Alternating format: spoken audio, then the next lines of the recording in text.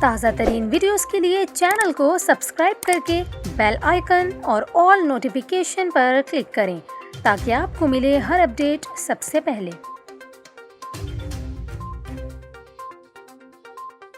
اور ابھی آپ کو بتائیں، محکمہ داخلہ سندھ نے محرم الحرام میں مجالس اور جلوسوں کے انعقاد کے لیے SOPs اور ضابطہ اخلاق جاری کر دیا۔ محکمہ داخلہ سندھ نے محرم الحرام کے سلسلے میں ایک نوٹیفیکیشن جاری کیا ہے، جس کے مطابق مجالس اور جلوسوں میں کورونا SOPs کی پابندی لازمی قرار دی گئی ہے، جبکہ مجالس میں شرکاء ماسک لازمی پہنیں گے۔ محکمہ داخلہ سندھ کے مطابق مجالس میں شرکت کے لیے ذاکرین کو کورونا ویکسین کی 1 ڈوز لازمی لگوانا ہوگی اور مجالس میں بچوں اور بزرگ افراد کے داخلے پر پابندی ہوگی۔ نوٹیفیکیشن میں یہ بھی ہدایت کی گئی ہے، ذاکرین ٹی وی پر مجالس کے دوران کورونا کے باعث لوگوں کو گھروں پر رہنے کی تلقین کریں۔ ضابطہ اخلاق کے مطابق مجالس کی جگہیں کھلی اور کشادہ ہوں۔ مجالس میں کورونا SOPs کے تحت 6 فٹ کا فاصلہ رکھنا ہوگا۔ یکم محرم الحرام سے مجالس کی جگہوں پر شرکاء کی کورونا ویکسینیشن شروع کی جائے۔ اس کے علاوہ مجالس میں محکمہ صحت کی ہیلپ ڈیسک قائم کر کے نزلہ، زکام سمیت بخار کی علامات کی صورت میں ایسے شہریوں کا داخلہ روکا جائے گا۔